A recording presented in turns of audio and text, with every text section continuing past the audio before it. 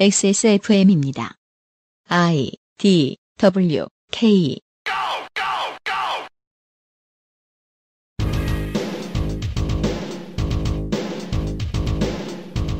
그것은 알기 싫다 특별기획 2021 국정감사기록실 기획재정위원회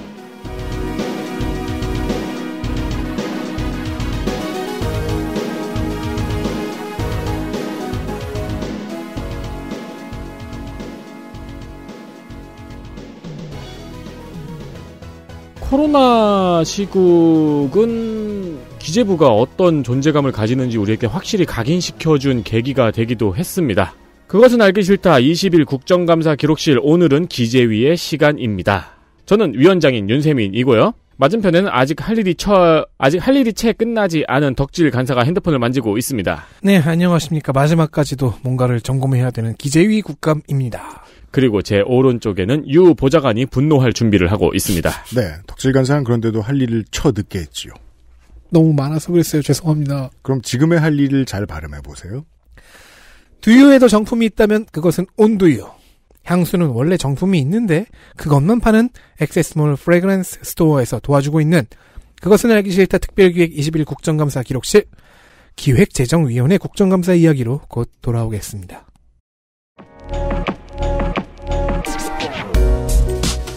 오늘 면세점에 들릴 수 없다면 액세스몰 프래그런스 스토어를 만나보세요.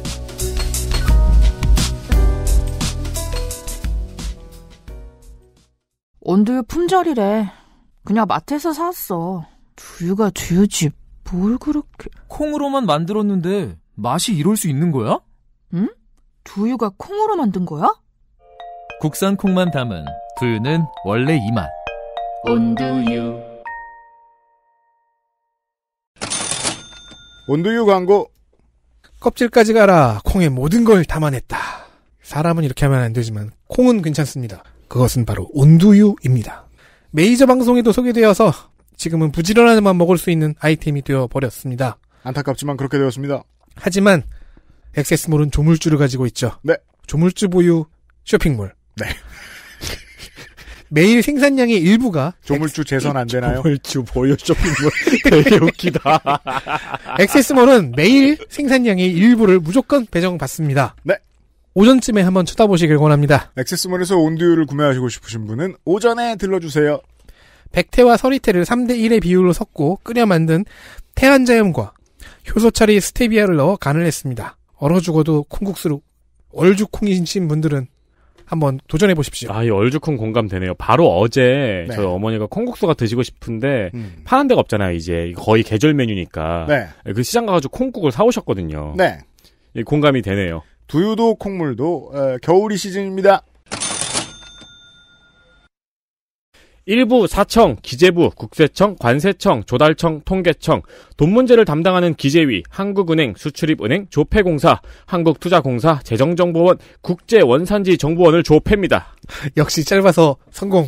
26명 정원에서 현원은 25명. 기재위는 다른 노른자 일부를 내준 여당이 애써 사회권을 사수한 곳입니다. 사수 꼭 필요하거든요. 위원장 경기 파주갑의 윤우덕, 여당은 간사 경기수원병 김영진 포함 14명, 야당 대구 동구갑 류성걸 간사 포함 8명, 비교섭 정의당 비례 장혜영, 기본소득당 비례 용혜인, 그리고 지난 여름 지역구 사무실 직원의 성폭력 관련 징계로 탈당한 무소속 광주 서을의 양향자 등 3명입니다. 광주 서구의 시민 여러분들이 워낙에 압도적으로 양향자 의원을 찍어줬기 때문에 궁금해하실 수도 있어서 말씀드리면, 징계로 당무를 할 수 없게 되고 당적을 징계로 인해서 잃게 되면 괜찮은데 양향자 의원은 먼저 탈당했거든요. 그래서 현재 당규에 의하면 제가 아는 바로는 그 다음번에 민주당 공천을 받을 수 없습니다. 이슈 확인하시죠. 이슈 하나. 조세 지출. 민주당 정성호, 정의당 장혜영.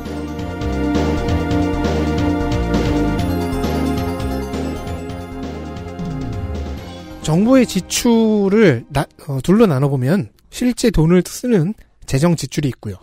세금 감면 같은 것을 해줘서 간접적으로 지출하는 조세 지출이 있습니다. 안 받는군요. 조세 지출이라는 게 가장 지금 최근에 화제가 됐던 것은 유류세 인하입니다. 그렇죠. 그걸 통해서 사실상 세금을 쓴 거죠. 세금을 안 거둠으로써. 네. 네.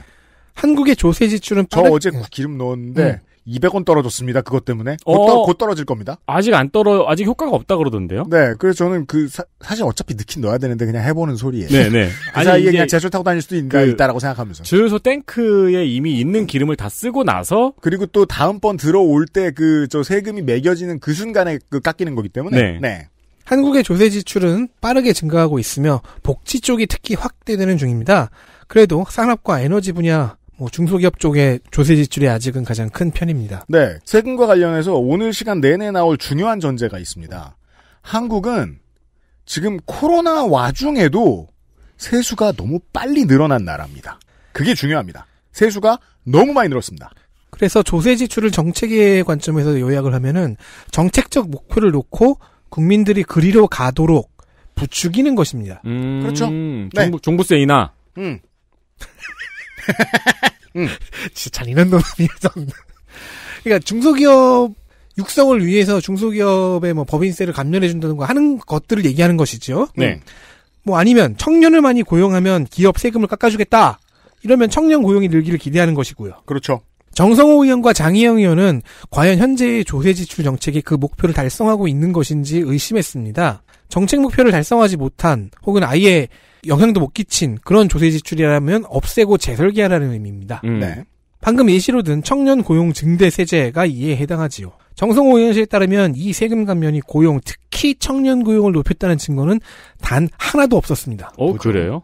제 인생의 큰 후회 중에 하나가 내일 채움 통장인가 그거 있잖아요. 3천만 원 만들어주는 거. 그거 못 받은 건데. 나도 그거 몰라. 본인에게는 제일 도움이 돼요. 네. 네. 근데 기업은 어땠을지 보자는 거죠. 오히려 이 제도가 아니었어도 고용을 늘렸을 기업들의 세부담만 낮춰주는 결과가 나왔다는 분석이었습니다. 기업한테만 잘해준 거 아니냐? 장혜영 의원은 좀 더 쓰리쓴 분야를 들춰봤더니 비슷한 구도가 나왔습니다. 2019년 근로소득자 의료비 특별세액공제 실적 자료를 보면 소득 하위 70% 이하가 받은 의료비 특별세액공제는 2,257억 원입니다. 많아 보이죠? 전체의 17.87%입니다. 18%다? 특히 하위 50%가 받은 것은 589억 원, 전체의 4.6%입니다. 합쳐도 얼마 안 되네요?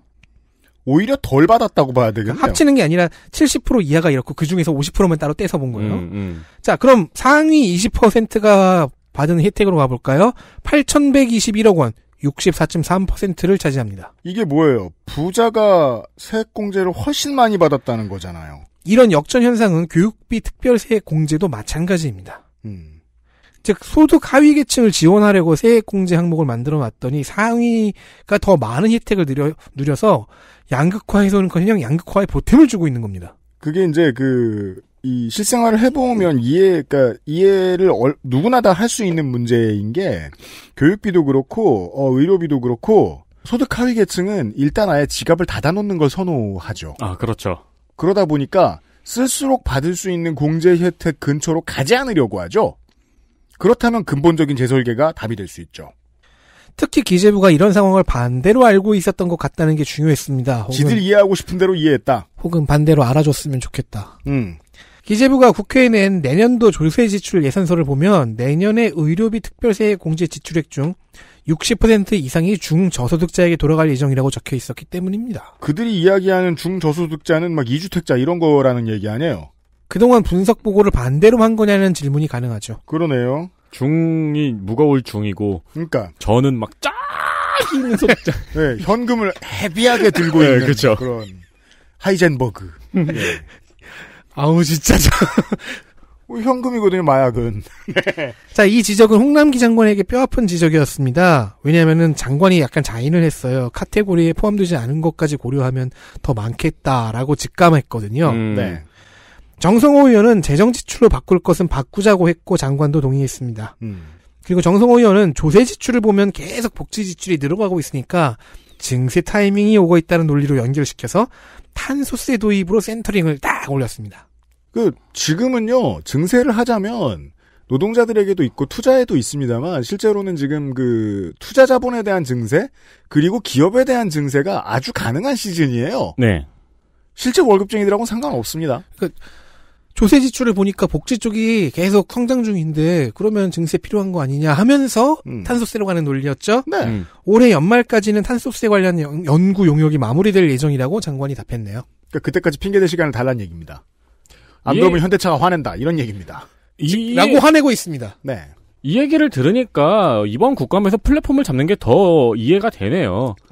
플랫폼 기업들의 특징이 코로나 시대에 특히 수입을 많이 올린 기업들이잖아요. 그리고 세금을 낼 여력이 있다는 말도 어폐가 있습니다. 그중 상당수는 세금으로 걷어들여야 됩니다. 맞습니다. 다음 이슈 보시죠. 이슈 2. 중고로 온 당근나라. 민주당 박홍근.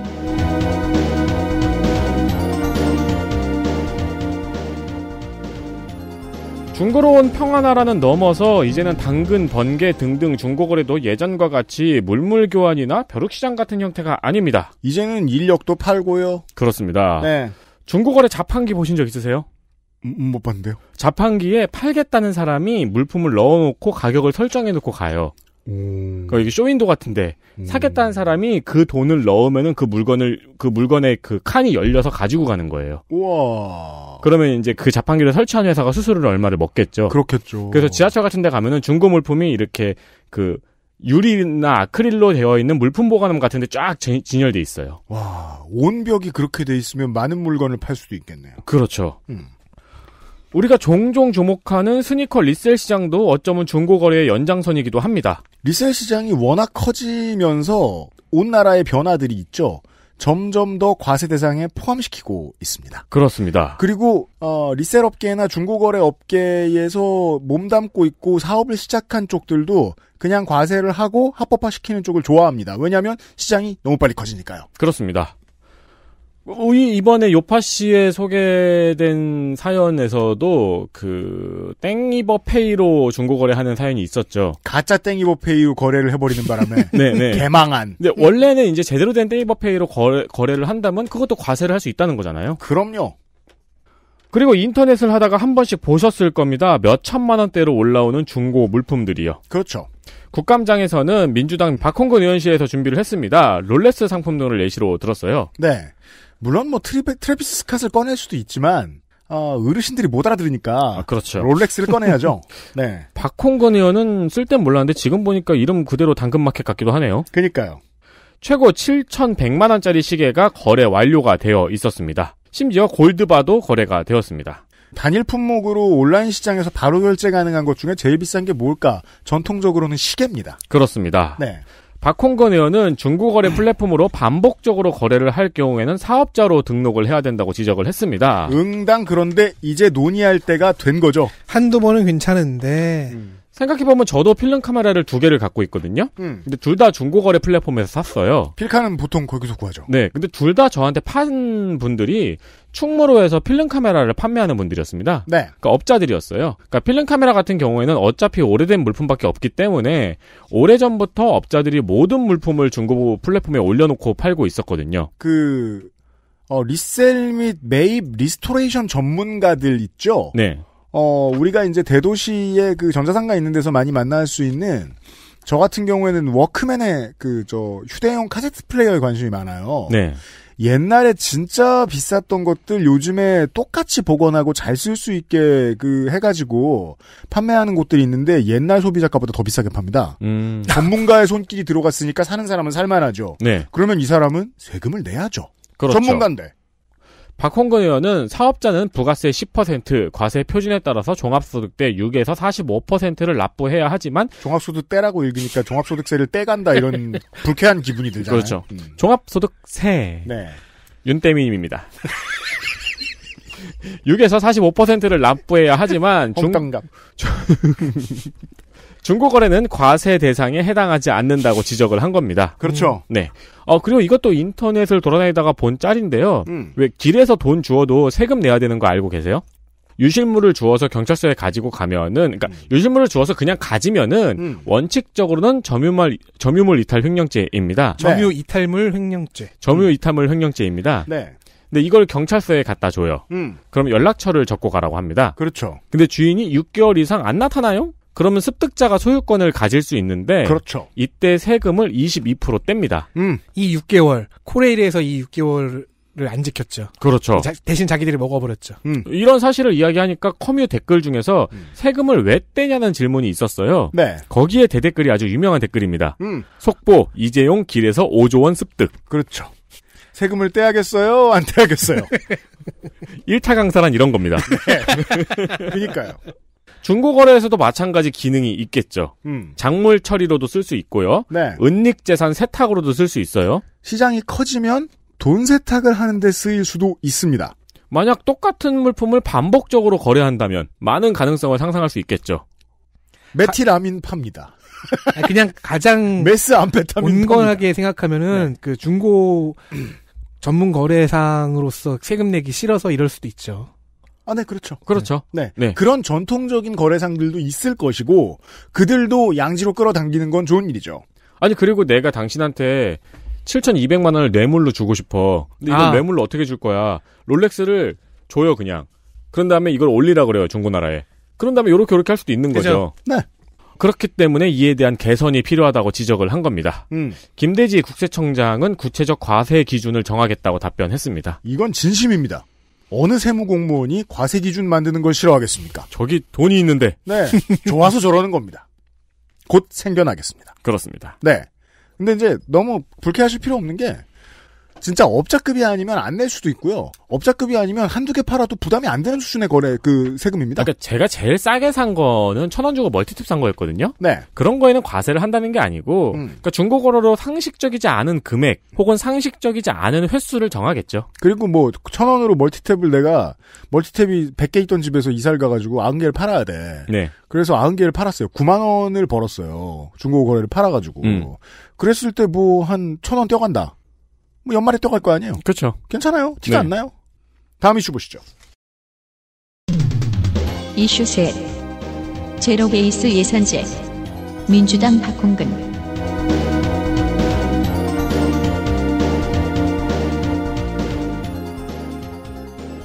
자, 예산을 편성했으면 써야죠. 그런 조세를 걷어서 예산을 만들었어요. 그리고 행정부가 편성안을 갖고 오죠. 네. 국회가 인정해줍니다. 심사해가지고 칠 거 치고 해서 예산이 딱 편성이 됐어요. 네. 그럼 써야죠. 지방정부의 경우엔 쪼들리는 것도 있으니까 아마 전부 다 쓰고서 늘 모자라지 않을까? 지방정부의 예산은 조금밖에 배정이 안 되니까 늘 그럴 거라고 판단이 듭니다. 심리적으로. 박홍근 의원실은 그렇지 않다고 진단했습니다. 예산에서 안 쓰이고 남은 돈을 불용액이라고 합니다. 불용.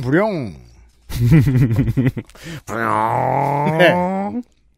난 불로 만든 용액 이런 걸 상상했는데 이 단순한 인간들아. 크롱이 도지사면 그렇게 말해요. 나가. 불용. 최근 5년 동안의 불용액을 보니 216조 원이 안 쓰이고 남은 겁니다. 자, 17개 광역자치단체가 쓰고 남은 5년간의 돈이 216조 원인데 216조. 아니요. 네. 중앙정부까지 합해서요. 그럼 이해가 되죠. 이 중에서 30조 원이 지방정부에서 발생했습니다. 30조? 네. 30조. 네. 30조면 지금 대한민국의 1년 예산의 6-7% 정도거든요? 꽤 되는 겁니다. 네. 아마 부자 동네에서 돈이 좀 남았거나 아니면은. 사실 서울에서만 남았을 수도 있는데. 아니요. 복수예요. 네. 보죠. 지방정부들이. 부자 동네에서 남았거나 아니면은 사업을 딱 계획을 했는데 중간에 엎어진 거죠. 자, 불용액은 세출 예산을 잘못 예측했을 때 생깁니다.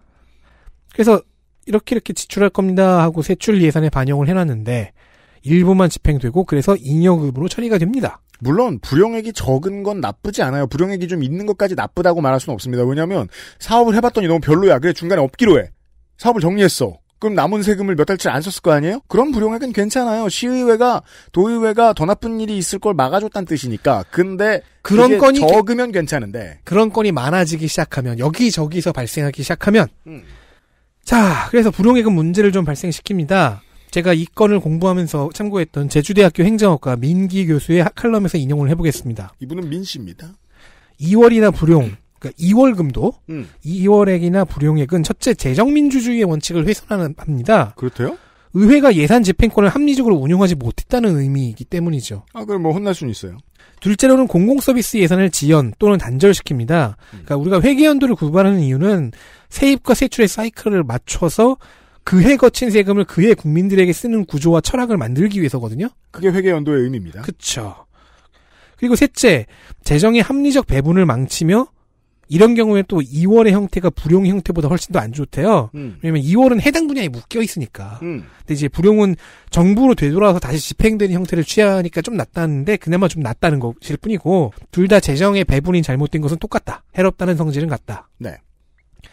넷째, 이건 예산을 쓰는 부처의 기획과 수행 역량이 부족하다는 의미가 될 수도 있습니다. 그러니까 국회에서 승인 잘못 내준 것일 수도 있는데 기획이랑 수행을 잘못했을 수도 있다. 네. 다섯째, 예산 지출과 성과가 연계되지 않아서 즉 실무자들의 책임성이 부족해서 생겨났을 경우도 있다. 탁상에서나 하는 말들이 지금 이어지고 있는데 그렇다고 틀린 말은 없습니다. 네. 전체적으로 간단하게 이야기하면 그냥 가계부 안 쓰는 잘못 쓰는. 네네. 근데 이제 그게 국가란 얘기죠. 그죠. 그래서 문제가 크게 되는 거죠. 근데 이 책임성이라는 얘기는 다르게 해석할 수도 있어요. 예산을 통해서 성과를 내는 걸 생각하는 게 아니라 예산 자체가 목적이 되어버린 경우도 여기 포함되죠. 보도블럭이요. 근데 다 못 쓴 거야, 그것조차. 네. 타왔으니까 끝. 그래서 불용액을 줄이기 위해서 결산 과정을 강화하는 방법이 있고요. 회계연도를 아예 그냥 두 종류로 나눠서 1년 사이클과 2년 사이클을 같이 쓰거나 하는 경우도 있습니다. 네. 그런 대처법들이 행정학 쪽에서 개발이 되고 있습니다. 다시 우리의 현실의 불용액으로 돌아와 보면은 네. 이걸 줄이는 방법으로 박홍근 의원은 제로베이스 예산제를 제안했습니다. 제로베이스 예산제. 자, 정부가 국회에 예산안을 제출할 때 고정적으로 하고 있는 사업들이 있죠. 그 액수를 그대로 하거나 약간만 고쳐서 제출하는 경우가 꽤 많을 것을 예상해 볼 수 있습니다. 기본적인 복지 지출이 있고 국방부면 이제 군병력의 봉급 같은 것 이런 건 엄청난 변동이 있지는 않을 거잖아요. 네. 항목이 없어진다거나 이러진 않지 않습니까? 제로베이스 예산제는 이렇게 작년 항목에서 가져오는 복붙 같은 것들을 지양하고 매년마다 모든 사업의 지출 효과를 재검토해서 세출 순위를 결정하는 방법입니다. 그러니까 앞서 언급한 결산 과정을 강화한다는 그런 방향인 거죠. 네. 그러니까 좀 더 일은 고되요. 예산안 제출하는 정부 쪽에서도 고되고 네. 심사하는 국회 쪽에서도 고되겠지만 매번 해야 되니까요. 대신에 재정의 경직도는 줄어듭니다. 간접적으로는 이런 효과도 생겨요. 재정 수요가 나오잖아요. 그럼 거기에 맞춰서 조세를 짜는 방향으로도 나가볼 수 있어요. 그러면 세제 재검토로 이어집니다. 이런 경우엔. 이런 효과들이 있어요. 홍남기 장관은 대부분 의견을 같이 한다고 답변했는데 같이 하지 않는 부분이 일단 좀 궁금하긴 하고요. 예. 대부분이 아닌 것은 무엇이냐. 이제 시행 시기겠죠. 나퇴임 후. 곧 가서. 말년이어서. 어쨌든 검토해볼 가치는 있습니다. 나퇴임 후. 나태임이라는 이름 같잖아. 그러니까 나 국민의힘 경선 후보 등록 후 뭐 이런 거. 예. 실제로 한국은 1982년에 예산안을 제로 베이스 방식으로 편성한 적이 있어요. 1981년 크리스마스 시즌에 중앙일보와 같은 언론에서 제로 베이스 예산제를 소개하는 기사가 보이는 것은 그 때문이었던 것 같습니다. 그때 기사를 봤거든요. 미국에서는 제로 베이스로 한다 이러면서. 그렇습니다. 같은 날 박홍근 의원은 이 제로베이스 예산제를 제안한 같은 날 박홍근 의원은 도농소득 격차를 줄이기 위한 농민 기본소득도 제안했고요. 그 재원을 계산해 오는 등 현재 한국에 필요한 재정 아이디어를 이것저것 갖고 와봤습니다. 좋습니다. 자, 이 이야기는 저희가 사실 예전부터 관심을 가지고 많이 지켜봤던 문제인데 오, 진짜. 함정이 큽니다. 일단 이 예산을 0으로 맞춰놓은 다음에 이거를 가을부터 짜면서 인력을 배로 늘려도 그렇죠. 보고서를 다 끝내지 못할 거라는 기본적인 한계는 차치하더라도 제로베이스 예산의 개념은 1970년대에 미국의 기업들에게서 처음 등장합니다.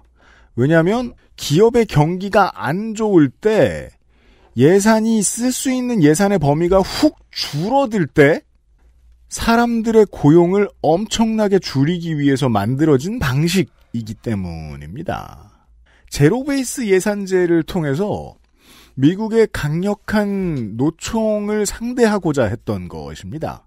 아예 예산을 매해 새로 짜서 사람들을 그해 새로 고용하는 시기다 라고 설명하는 것이죠. 아, 구조조정용이군요. 돈이 없을 때 만들어진 패턴이에요.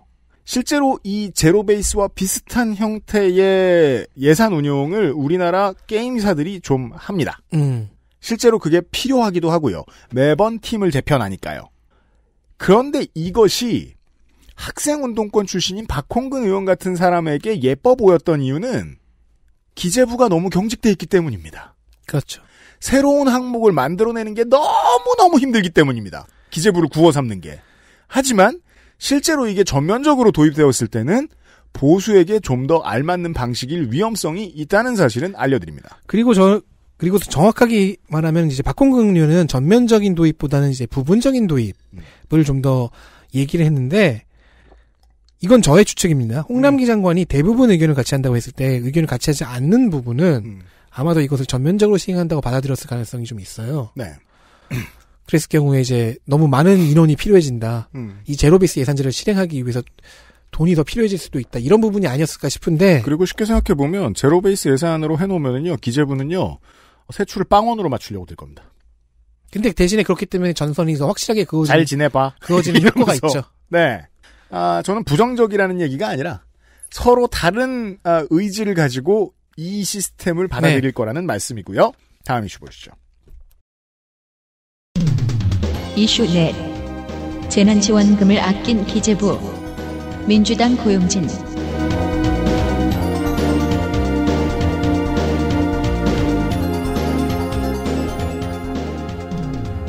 기재비 장관이 재난지원금으로 많은 질의를 받았습니다. 혼나야죠. 선별지원이다 보니까 다양한 사례가 있고 또 많은 문제가 있었겠죠. 다시 한 번 말씀드립니다만은 100분의 1에서 1000분의 1 사이의 어떤 금액을 네. 가지고 온 나라가 반년 넘게 싸우도록 만든 게 기재부거든요. 네. 혼나야 됩니다. 그러니까 뭐 이래서 받고 저래서 받고 이랬는데 받고 저랬는데 받고 이런 얘기도 많이 나왔어요. 그중에서 제일 중요한 걸 한번 찾아봤습니다. 네. 민주당 고용진 의원실의 질의입니다. 전국민 재난지원금을 논의할 때 기재부는 곳간이 비어간다고 반대를 했습니다. 네. 그 계산이 틀렸다는 겁니다. 그게 무슨 소리냐면 이걸 줬는데 곳간이 늘었을 것이다라는 답이 나오는 겁니다. 지난 7월 추경 예산 때 기재위는 국세 수입을 본 예산 대비 31조 5천억 원 늘어난 314조 3천억 원으로 예상을 했습니다. 근데 올 1월에서 7월 사이에 세금이 예상보다 더 거쳤어요. 네. 올 7월까지 거둔 국세 수입이 이미 223조 7천억이에요. 작년에 예상한 게 300조인데 220조가 거쳤다 벌써 7월에. 네, 반년 만에 이미 220조를 거뒀어요. 지난해 1월부터 7월까지 거둔 것보다 무려 55조 1천억이 더 거쳤어요. 네. 이게 무슨 말이냐면은 2021년 동안 원래 걷는 것보다 31조 5천억 원이 더 거칠 줄 알았는데 막상 걷어보니까 반년 동안 이미 55조 1천억을 더 거둔 겁니다. 엄청난 초과 달성. 그러니까 실제로는 20만 원 단위였으면은요. 전국민 재난지원금 매달 했어도 되는. 그렇죠. 그러니까 초과 달성 24조 초과 달성이 반년 만에 이미 돼버린 거예요. 그러니까 기재부가 7월에 예상한 게 맞으려면은 8월부터 12월 동안에는 오히려 세금이 평년보다 24조 덜 거쳐야 돼요. 갑자기 쫄딱 망해야 돼요. 그죠? 네. 하반기 폭망. 그래야 기재부가 계산한 게 맞아요. 근데 잘 봐요. 하반기는 전국민 재난지원금도 나갔어요. 그리고 그 경기도 생각보다 빨리 회복되고 있어요. 네. 그러니까 그럴 리가 없는 거죠. 그렇죠. 만약에 그런 일이 생기잖아요. 기재부는 화가 났죠. 그러면은 전 세계의 경제학자들이 환호를 울리면서 한국으로 뛰어올 거예요. 너무너무 신기한 연구거리 생겼다고. 그러니까 이 국민들을 싫어하죠, 이제 기재부가. 이 거지 같은 유능한 것들 이러면서 돈을 벌어와? 네. 2차 전국민 재난지원금 하위 88%에게 지급이 됐죠. 88%. 네. 네. 이 총 예산이 8조 6천억 원이었습니다. 12% 더해도 10조가 안 되죠. 그러니까 이게 씨름이 뭐냐면 1조 갖고 씨름한 거거든요. 1조는요. 500분의 1이라고 지금. 네. 고용진 의원은 작년보다 올 하반기 경기 회복세가 더 탄탄한데 세수가 더 거치면 거쳤지 덜 거치는 게 말이 되냐고 지적을 했습니다. 그러니까 너희들은 지금 쪼잔한 게 극한 아니냐 이런 지적입니다. 그래서 언론은 올해 세수 축의 오차가 역대 가장 클 것으로 예상을 하고 있습니다. 생각한 것에 비해 너무너무 잘 벌었다는 뜻이기도 하고요. 긍정적으로 해석을 하자면요. 네. 지금까지의 최대 오차가 2019년과 2018년에 9.5%였거든요. 네. 근데 이번에는 11% 이상의 오차가 보일 것으로 예상이 됩니다. 11%면 고의 아닐까?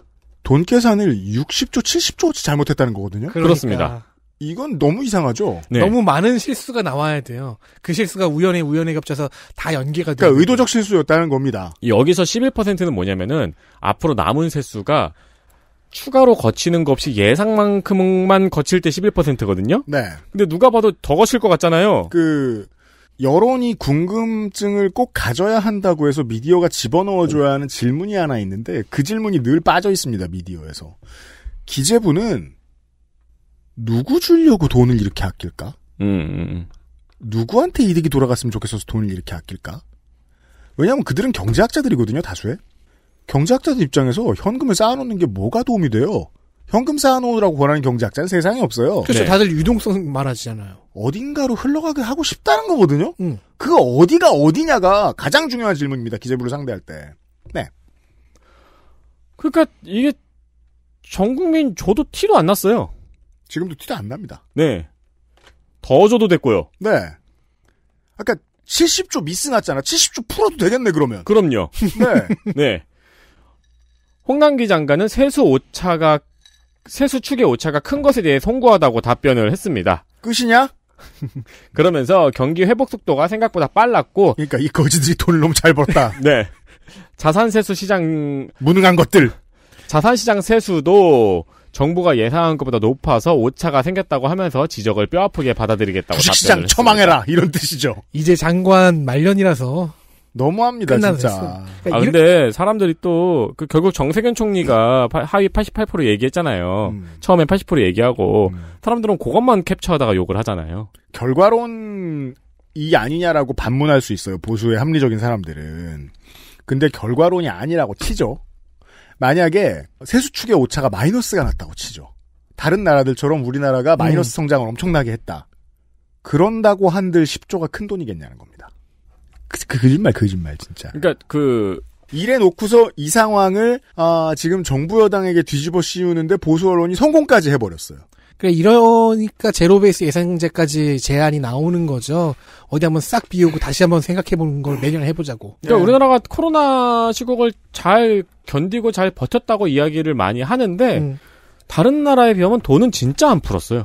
그리고 이 70조 가지고 간호사만 고용해도 되겠네요. 그러게요. 네. 우리가 돈을 많이 안 썼다는 얘기는 우리가 하는 얘기가 아니고 세계가 다 하는 얘기입니다. 그렇습니다. 한국은 굉장히 슬기롭게 잘 헤쳐나갔지만 피해 복구에는 별로 신경을 쓰지 않는 것 같다. 네. 기재부를 제로베이스로 다시 시작했으면 좋겠습니다. 다 해고하고.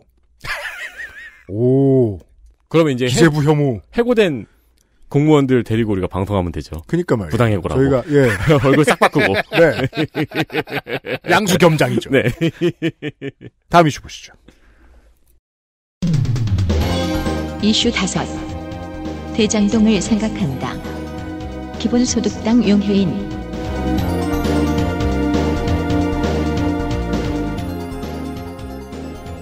보통 저희가 여기서 우리라는 것은 저와 윤세민을 말합니다. 국가 원고를 쓸 때는 정쟁 이슈는 눈과 귀에서 필터링을 시킵니다.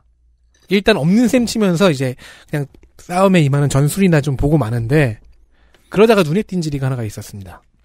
다행히 겨루고 있는 양대 정당 의원이 아니라 소수 정당 의원이었기 때문일 수도 있지요. 이게 정쟁 이슈가 그리고 그러니까 우리가 서울에서 오는 사람을 전부 다 차단하고 싶은데 충남에서 오는 사람을 받았잖아요. 근데 이 사람이 서울부터 멀리 돌아온 경우가 되게 많아요. 맞아.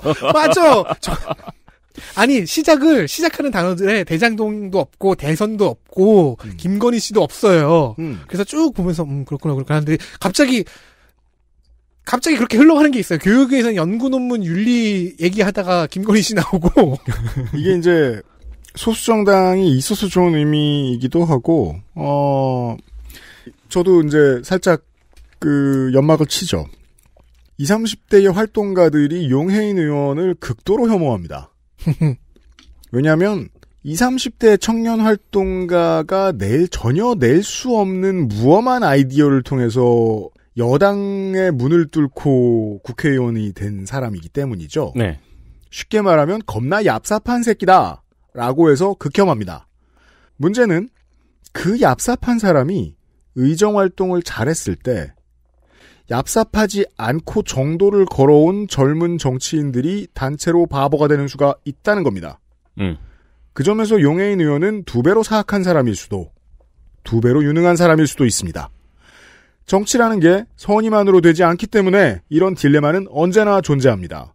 용해인 의원이 뭘 잘했는지 안타깝겠지만 보시죠. 대장동 이슈가 1위 난리인 중 가장 중요한 부분은 신도시 개발에 참여한 민간 자본이 너무 엄청난 수익을 올렸기 때문이죠. 네. 자, 그 개발 이익의 상당 부분을 환수했다는 게 민주당의 주장이고, 네.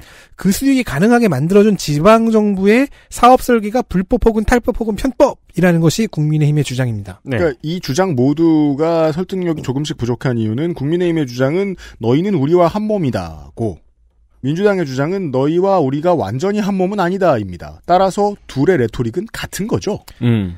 이 대립에서 그럼 우리가 자연스럽게 도출할 수 있는 정치적인 질문은 그럼 공공개발로 하면 개발 수익은 잘 환수되는 건가? 입니다. 자, 이 질문을 제가 머릿속에서 딱 던졌을 때 가상의 누군가가 딴지를 겁니다. 공공은 재원을 못 끌어오잖아. 그 사례를 우리가 스웨덴 이야기를 북극여우 소장을 통해 들으면서 확인한 적이 있고요. 첫 번째 질문에 대해 용해인 의원은 질의에서 꼭 그런 게 아니라고 부정했습니다.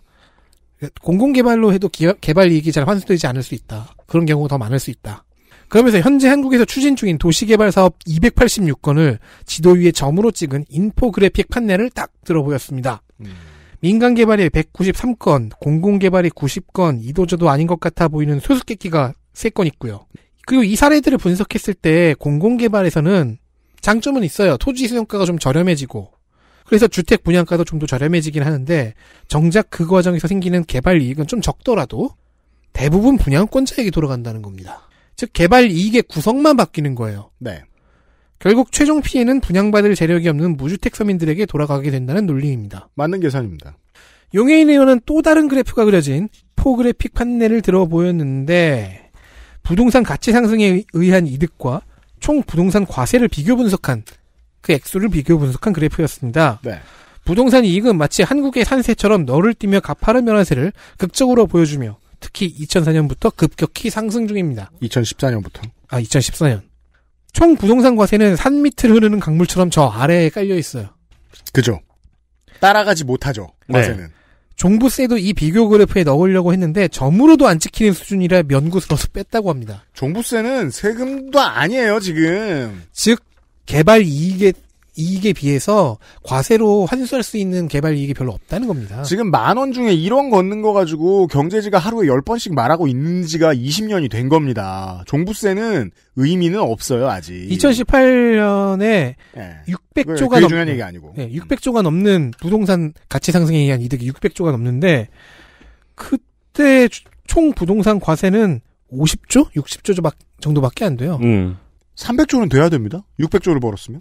이거는 그래프 선택을 잘못했네요. 이 부동산 과세가 진짜 너무 밑에 깔려 있어가지고 눈에 안 띄잖아요. 그 점이 강조되는 측면도 오히려 있긴 있습니다. 네. 그러니까 여기서 알 수 있죠. 실제로 퍼센테이지로 과세하는 항목이 거의 없다. 그러니까요. 예. 그렇다면 분양권자라는 이익 주체의 자리를 공공으로 바꿀 수 있다면 뭐가 좀 될 것 같아요. 그러면 이제 두 번째 질문이 다시 문제가 되죠. 자금 조달은 어떻게 하느냐. 용해인 의원에 대한 국채 발행입니다. 개발 이익이 공공으로 돌아오기 힘든 상황은 언제 발생하느냐. 토지를 민간에 매각하거나 분양하는 순간 생겨납니다. 그렇죠. 따라서 공공은 택지를 보유한 상태로 국채를 발행해서 최악의 경우에도 토지가 남잖아요. 그러면 재정 건전성을 크게 악화시키지는 않는다. 네. 그리고 주택은 토지 임대부 주택으로 하면 입주자들이 내는 토지 임대료로 국채 이자율을 메울 수 있다. 이것이 이제 보수의 쿼터를 안 건드리려는 해법인데 실제로는 노태우 정부가 추진했던 토지 공개념이 답입니다. 네, 맞습니다. 네. 그걸 다르게 이거 어중 떠요. 표현한 거죠. 돌아 그 얘기하는 거죠. 네. 왜냐면 바로 토지 공개념 이야기하면 안 먹히니까요. 그러니까 용해인이 말하면 안 먹힐 것 같으니까 용해인은 다른 표현을 쓴 건데. 네. 네. 그래서 이낙연 전 대표는 토지 공개념 얘기를 했잖아요. 네. 이 상황을 다시 한번 정리해보죠. 공공이 토지를 갖고 있어요. 주택도 토지 임대부 주택이에요. 네. 이미 재원은 조달됐고 그것도 좀 더 싸게 먹혔기 때문에 입주자들의 부담도 좀 적어지죠. 사실상 토지 공개념이 어느 정도 현실화된 그림입니다.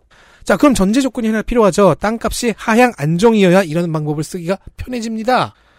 그리하여 결론은 용혜인 의원이 주장하는 토지 보유세로 흘러가게 됩니다. 결국 그렇죠. 이 답은 맞습니다. 땅 가진 자가 세금 내기 해서 부동산 가격 상승의 가장 큰 원인인 집가 상승을 잡는 겁니다. 그죠?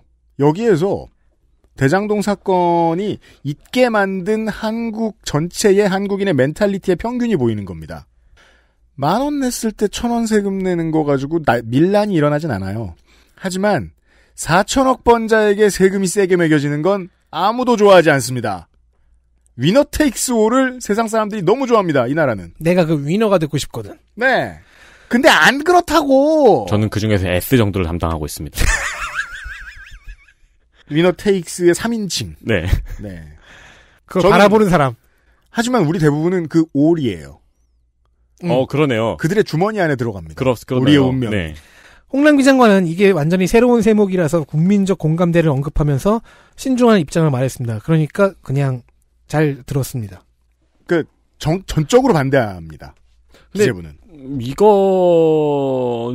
향후에 요즘 이제 토지보유세에 돌아가는 추세를 보면은 아마 대한민국이 뒤흔들리는 주제가 한번 될 것 같더라고요. 전 이게 용해인 의원의 가치라고 봐요. 이런 도발적인 아이디어. 근데 현실성은 있어 보이고 동시에 많은 논의와 혹은 논란과 개싸움까지도 끌어낼 수 있는 이런 아이디어를 던질 수 있어요.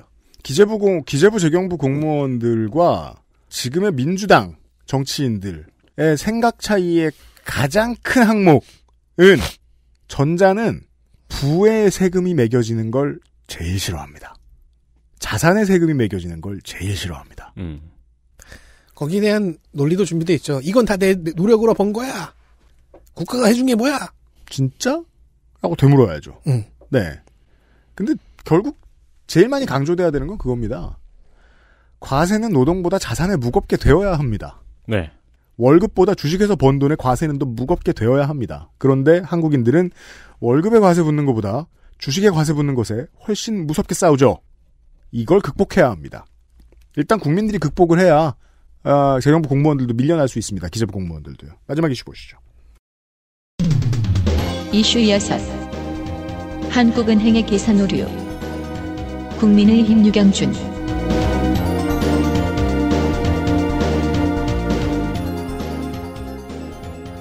야당에서 한국은행의 계산 오류를 지적을 했습니다. 또 뭘 틀렸을까요? 기준금리를 인상하면은 1인당 가계부채 이자 부담이 얼마나 늘어날지 계산을 하면서 식을 조금 틀리게 쓴 겁니다. 9월 한국은행은 기준금리가 0.25%포인트 인상하면은 1인당 연간 이자 부담이 15만원 증가하고 네. 0.5%포인트 인상하면은 이자 부담액은 30만원 정도 증가할 거라고 밝혔습니다. 근데 국민의힘 유경준 의원은 이 수치가 과소추계라고 지적을 했습니다. 그렇대요? 왜냐면은 기준금리 변동 시에 이자가 늘어나는 사람은 변동금리 차주지 고정금리 차주가 아니라는 얘기죠. 근데 한국은행은 모수에 고정금리 차주까지 섞어서 함께 계산을 했다는 거죠. 이게 교육에서도 나왔던 다른 거 잘못하면 멍청인데 숫자 잘못하면 사기죠. 분모 키우기. 그러니까 네. 말 그대로요. 분모를 키우는 방식으로 이자 부담 증가액을 축소했다는 지적입니다. 그러면서 유경준 의원실에서 변동금리 대출자만 넣어서 이자 부담 증가액을 추산하면은 0.25%포인트 인상했을 때 22만 9천원, 0.5%포인트 인상했을 때는 45만 8천원이 늘어난다고 밝혔습니다. 자, 한 달에 7천원 차이쯤 될 겁니다. 한국은행이 계산한 것에 따르면 0.25% 인상됐을 때 15만 원이면은 한 달에 12,500원이잖아요? 네. 근데 지금 여기에서 나온 거 보면 22만 9천 원이면 19,000원쯤 될 거예요. 7,000원 차이거든요? 큰 잘못이죠. 네. 계산으로 나온 것 치고는. 한은에서는 현재 가계부채 분석에 이용하는 데이터베이스 통계상 대출자별 고정금리, 변동금리를 구분할 수 없다고 해명을 했습니다. 그럼 해야죠. 국정감사장에서는 이주열 총재가 한은의 분석에 의도는 없다. 그저 무능한 거다. 우리 애가. 그냥 전체가 얼마가 될까를 계산해 본 거고 변동금리 차주의 이자 부담을 계산해 보고 싶으면 고정금리 차주는 빼놓고 보면 된다. 니들이 알아서. 계산 다시 하시든가. 할 줄 아시는 것 같네요. 그건 이제 저 성가비한테 냉면집 주인이 하는 말이죠. 예. 네. 오이는 네가 뺏어 먹어라. 그렇게 답변을 했습니다. 네. 이 소식에는 경제지와 보수지가 엄청 신이 나서 지금 딸랑딸랑 흔들고 있습니다. 네. 그래가지고 조금 흰눈을 뜨고 자세히 살펴봤는데 틀린 말은 아닌 것 같고 네. 한은의 답변도 시원찮아서 야당 쿼터로 소개해드립니다. 그렇습니다. 이건 뭐 누가 집권을 하든 이런 문제는 시정돼야 되는 거니까요. 네. 이슈들 확인하셨고요. XSFM입니다. 그렇죠.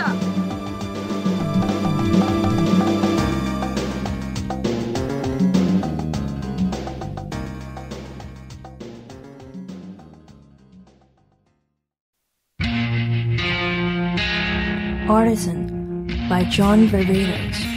Access Mall Fragrance Store에서.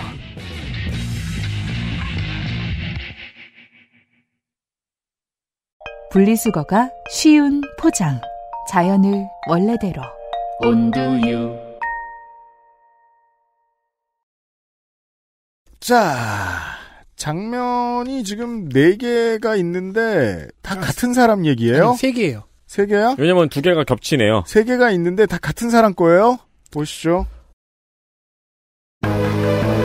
장면 하나. 서일준 하나. 대선이 잡아먹은 쓸데없는 국감 질문 시간. 계속 꼼꼼히 뽑고 있습니다, 저희가. 네, 이번 국감 코너 속의 코너입니다. 네. 국민의힘 서일준 의원, 윤석열 국민캠프 경남 총괄 선대위원장입니다. 잘 나가네요. 홍남기 기재부 장관에게 경기도 홍보 동영상 3편을 보면은 문화상품권 3만 원을 지급한다는 내용을 들어봤냐고 질의를 했습니다. 바쁜데 그거 어떻게 해야 다 알아요. 제가 이걸 딱 듣고 아니 이걸 몰랐다니 하고서 계속 들어봤거든요. 근데 만 19세부터 34세가 대상인 거예요. 네. 좌절했어요. 그래 나는 이제 청년이 아니구나. 그럼요. 중년이구나. 물론 서일준 의원은 수염이 카키색인데요. 영상의 내용이 국민연금 조기가입 컨텐츠라는 사실은 안 가르쳐 주더라고요. 그렇죠. 들어가 봤어요, 저는. 경기도에서 19세에서 34세 청년들을 대상으로 국민연금 조기가입 교육 컨텐츠를 보면은 모바일 문화상품권 3만 원을 주는 내용입니다. 좋은데요? 네, 이게 이제 자바바에서 진행이 되는데요. 공공일자리 지원 서비스 사업인 자바바에서 진행이 되고 이번 새벽에 들어가 보니까 여긴 이거 말고도 이벤트가 많아요. 네, 지금 취업 준비 컨설팅을 받으면은 신세계 상품권이나 스타벅스 커피를 주고요. 아니, 어디죠? 생명보험 회사에서도 상담만 받아도 주는 게 얼마나 많은데요. 그렇죠. 그 이유는 뭐죠? 상담을 받는 모수를 늘리는 게 실제 고객을 확보하는 데 도움이 되니까 그렇죠. 네. 세금을 그런데 못 쓸 이유가 뭐가 있어요? 그리고 현직 선배가 멘토로 신청해서 활동을 하면은 신세계 상품권을 주는 이벤트도 한다고 합니다. 심지어 대기업이랑 결탁했어요? 그렇습니다. 그 경기도의 국민연금 홍보 동영상 이벤트는 이미 끝났어요? 네, 그건 선착순이었습니다. 네. 여러모로 우리나라 보수 세력은 한국의 경제적인 마인드를 60년 전, 50년 전으로 매치시키려고 해요. 이런데 돈 못 쓸 이유가 뭐가 있어요? 대선 전이니까요. 어허. 서일준 의원은 이걸 기재위에서 홍남기 부총리에게 설명한 다음에 이거 괜찮냐고 물어봤습니다. 부총리의 답변까지 한번 들어보죠. 부총리 이런 정책 해도 괜찮습니까? 그럴 수 있다라고 보십니까? 아니면 부적절하다 보십니까? 의원님, 아마 복지제도를 도입할 때는 제가 알기로는 관련법에 의해서, 사회보장법에 의해서 복지부 장관하고 협의하도록 돼 있는데요. 의원님 지금 말씀하신 이런 정도는 저는 지자체장의 고유 권한이 아닐까 싶습니다. 사실 처음부터 이상한 거예요. 나한테 왜 물어줘? 이거를 왜 기재부 장관한테 묻나요? 그게 정답은 나한테 왜 물어줘? 그게 제일 이상한 부분이죠. 네, 홍남기 부총리는 정답을 말했습니다. 안 해도 되는 답변인데 장관이 그래도 성실하게 답변을 해줍니다. 그렇죠. 원하는 답변을 얻지 못한 그렇죠. 서일준 의원.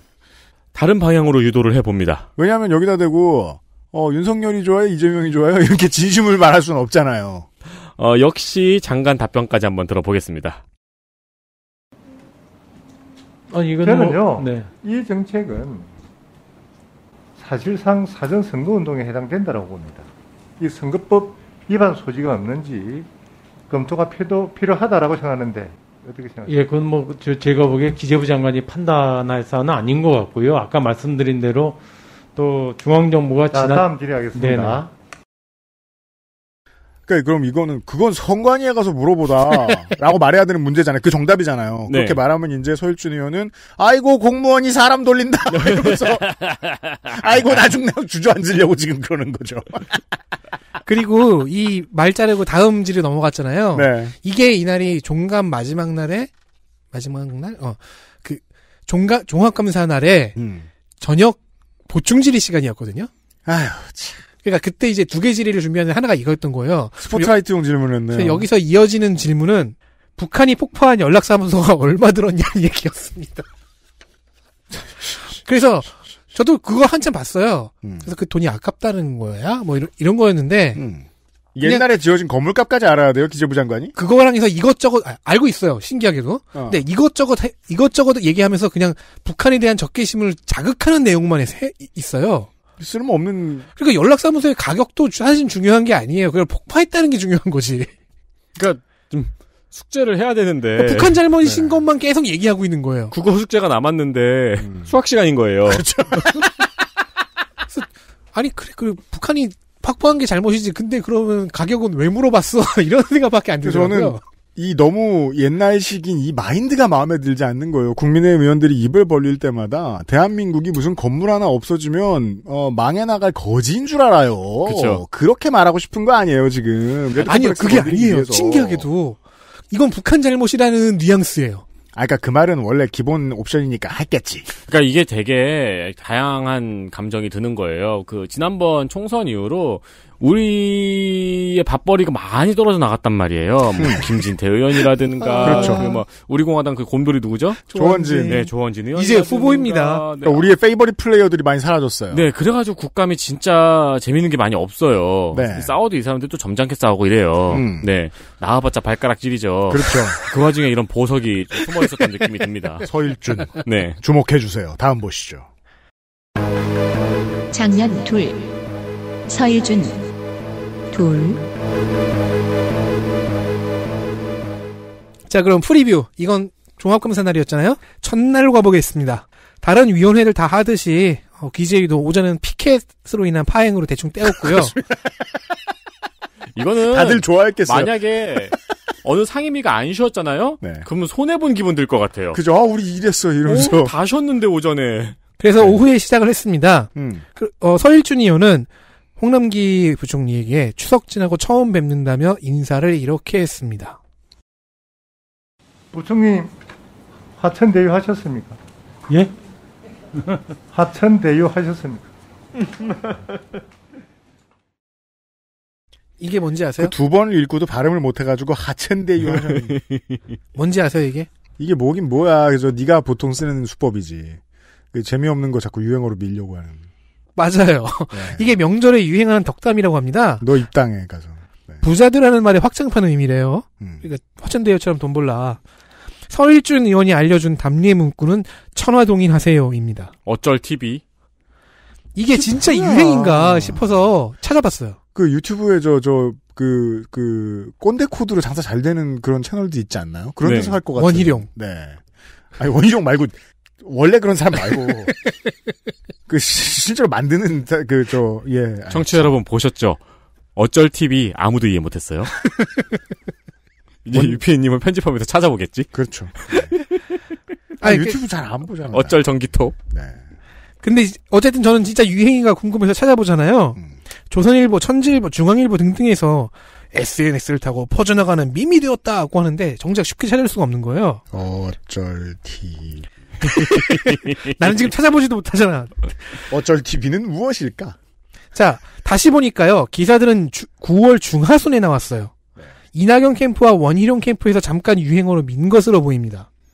안 물어봤는데라는 뜻입니다. 킹받거나 꼴받게 만들어서 그런 질문을 할 상대방을 응징하는 방법입니다. 킹받다. 두 번째 숙제. 야, 이거는 나도 예상 못했다. 이 늙은이야.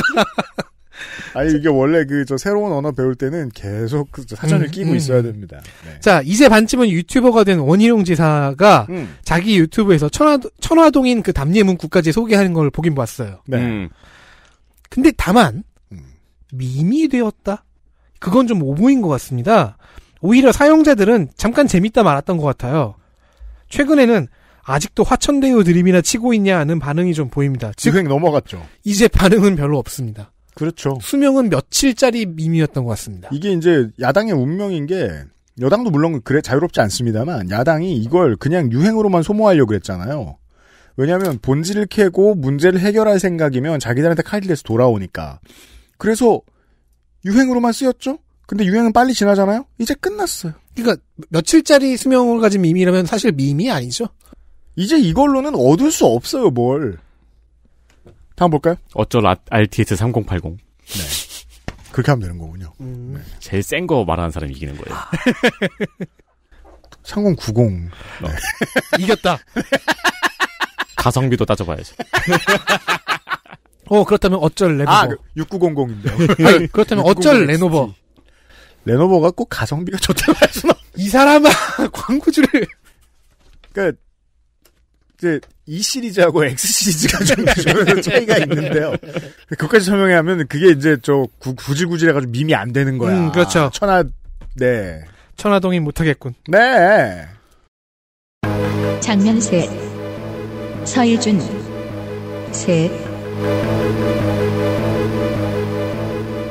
또 서일준이죠? 네, 서일준 의원은 고민이 많습니다. 그렇죠. 그래서 되는데? 저희가 둘 다 집중했습니다. 저희가 띄워주고 있잖아요. 이게 할 일이 있어요. 롤이 있는데 상임위가 기재위인 거예요. 그래서 롤을 수행 못해요? 네, 나는 왜 기재위인가? 아니 정청래 의원처럼 그거 어떻게 발음합니까? 이 정도 그냥 막 던지고 저희한테 욕먹으면 되잖아요. 정청래 의원은 그래도 발음까지는 가져왔죠. 발음이라는 연관성을 챙겼잖아요. 야. 고민이 많은 서일준 의원은 그래서 결단을 내렸습니다. 상임위가 어디든 내가 주어진 임무를 수행해야겠다. 일단 찬송가를 부르겠다. 네. 그래서 이번엔 기재부 장관에게 통일부 업무를 물어보기로 했습니다. 좋아요. 그런데요. 작년에 부산 항만공사가 북한에 있는 항만 개발을 위해서 북한하고 접촉하면서 법적 신고를 하지 않아 통일부로부터 경고 조치받은 거 혹시 아십니까? 죄송합니다. 그 소관이 아니라서 제가 알지 못합니다. 네, 이게 바로 그 북한 연락사무소 폭파했을 때 그 건물 얼마짜리였냐 그거 물은 다음에 나온 거예요. 야, 제가 홍남기 부총리면 온몸이 경직되어 있다가 이 서일준 의원 마이크 켜지면 몸이 쭉 펴지겠네요. 마음이 편해서. 그러니까 기재부 장관이 너무 당당하게 모른다고 하자 우기기로 결심을 합니다. 그렇죠. 그 기재부가 공기업 담당 안 하십니까? 뭐 공기업을 담당한다고 그런 상황까지 일일이 다 할 수가 아니, 북한에다가 지금 통일부에서 네. 이게 웃긴 게 국회 TV 보다 보면은 그 밑에 이 사람이 누군지 나타나는 자막이 나왔다가 없어졌다 나왔다 없어졌다 하잖아요. 맞아요. 근데 서일준 의원이 이 질의를 하는데 홍남기 기획재정부 장관이라고 나오는 게 너무 웃긴 거예요.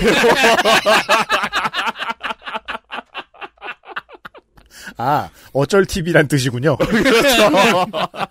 이제 이해했습니다. 이후로 계속 비슷한 이야기를 하는데. 왜냐면 서일준 의원이 킹받겠구니까요. 잘 쓴다. 대견하다. 아직 조심스러워요. 파이팅. 기재부 장관은 계속 아닙니다. 그렇지 않습니다. 제가 다 할 순 없습니다라는 식으로. 그러니까 지금 봐봐요. 코드는 딱 하나 북한이에요. 근데 그 북한 얘기를 왜 기재부 장관이 자기한테 묻는지도 모르겠고 그 소재도 폭파된 연락사무소에서 부산 항만으로 갔다가 여기저기 막 튀고 있는 거예요. 아니 이게 작년 말에 산타 할아버지가 우리 손녀한테 선물 왜 안 줬습니까 하는 질문하고 뭐가 달라요. 그렇죠. 근데 기재부 장관은 계속 아닙니다. 그렇지 않습니다. 제가 다 할 수는 없습니다. 이렇게 메이웨더처럼 이렇게 피하고 있어요. 그런 사이에 서일준 의원이 질의 시간을 다 썼어요.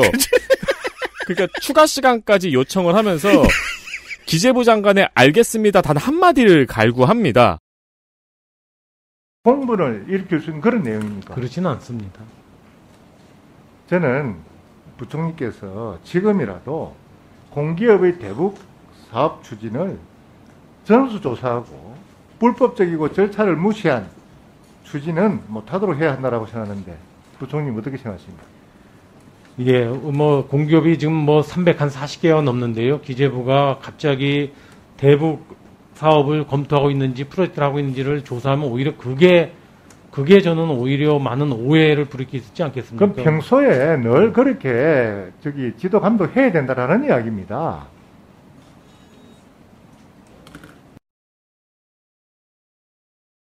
또 역설적으로 이런 사람들이 정권 잡았을 때 아찔하죠. 네. 기재부가 빨갱이 색칠하고 다니는 일을 해야 될 거 아니에요. 그렇죠. 바쁜데도. 네. 서일준 의원의 전제는 고위 공무원들 중에 20년 넘게 30년 넘게 일한 고위 공무원들 중에 간첩이 있을 거란 전제거든요. 그렇죠. 그러니까 북한이 얼마 준다고 북한과 내통하는 사람이 있을 거라는 건데. 아니 그리고 이게 지금 제가 이 캡처 뜬 네. 거 뒷부분이 좀 길잖아요. 침묵이. 이 침묵이 왜 기냐면은 네. 마지막에 서일준 의원이 마지막으로 이제 어떻게 생각하십니까? 라고 물어봤을 때 홍남기 부총리 앞에 시계가 있거든요. 네. 3초 남았었어요. 네. 그리고 3, 2, 1 할 때 홍남기 부총리가 입을 꼭 다물고 있다가 2초쯤에 고개를 딱 숙여요. 그리고 1초가 되고 질의 시간이 끝났어요. 그래서 그런 말도 했죠. 대답 안 하시네요. 막판에 수비 걸린 농구 팬의 마음 아니에요? 그렇죠. 지나가라. 네. 영상을 보면 또 재밌는 게 뭐냐면은 이 장관 뒤에 있는 사람인데요. 네. 보통 장관 뒤에 있는 사람은 엄청 바쁩니다. 그죠? 엄청 바쁩니다. 네. 혹시나 우리 장이 질문을 받았는데 그거 완전히 숙지가 안 된 상황이면은 혹은 자료를 보면서 답변해야 되는 거면 그 자료 전해줘야 되고 찾아야 되고. 내주죠. 예. 네. 그러니까 자료를 줘야 되니까 엄청 바빠요. 그리고 손가락 골무 5개 끼고 있는 사람들을 보실 수 있습니다. 서일준 의원 네. 질의 시간에 보면은 장관이 계속 뭘 적고 있어요. 그러면은 장관이 적고 있는 거 보면서도 뒤에서 자료 찾고 막 그러거든요. 네. 근데 서일준 의원 질의 시간에 보면은 그 장관 뒤에 있는 사람이 허리를 펴고 휴식 시간 형광등을 보고 있어요. 그러면 홍남기 부총리는 스펀지밥을 그리고 있었죠. 그렇죠. 자기가 잘 그리는 거 뭐 그리고 있었죠. 그리고 다음 페이지 넘기는 것 같다. 그러면 다음 페이지에 만화 만드는 중이죠. 100페이지 채우고 걸어가고 스펀지밥 칼싸움 같은 거 그리고 그렇게 갖고 이제 릴레이 만화 그리고 그 게살버거 만드는 과정 그리고 두 사람이 팀이니까. 네. 아니면 여기서 스토리 써주고. 끝났죠? 예, 네. 이런 서일준 의원이었습니다. 여기도 지금 나오는 사람이 계속 나오는 편이긴 합니다. 엘리트 플레이어 확인하시죠. 기획재정위원회 엘리트 플레이어. 자, 작년 MVP가 2명이었는데 그 중에 1명입니다. 올해 MVP도. 더불어민주당 서울 중랑을 박홍근 의원입니다. 네. 참신하고 꼼꼼합니다. 중고 플랫폼 문제도 그렇고요. 네. 그리고 한은의 디지털 화폐 연구 공정성 문제, 예산 불용액 지적 등이 있었고요. 네. 모든 지적에 대안이 제시되었다는 점도 특이할 만합니다. 그렇죠. 정치인은 이래야죠. 빈집의 세금은 얼마인가, 허물 때 더 많이 받나, 안 허물 때 더 많이 받나 같은 신선한 이슈들이 많이 나왔습니다. 거대 담론에는 좀 적게 들어갔어요. 들어가진 않았어요. 대신에 창의적인 시선의 이슈로 충분히 메꿨다고 봅니다. 네. 기재위에서는 기재부와 재경부가 열심히 정치권과 싸우면 되고요. 세정 공무원들이 정치권에 좀 더 호의적인 이유가 이런 겁니다. 돈 거들 아이디어를 내주는 건 결국 정치권이거든요. 네. 네. 박홍근 같은 사람을 좋아하죠.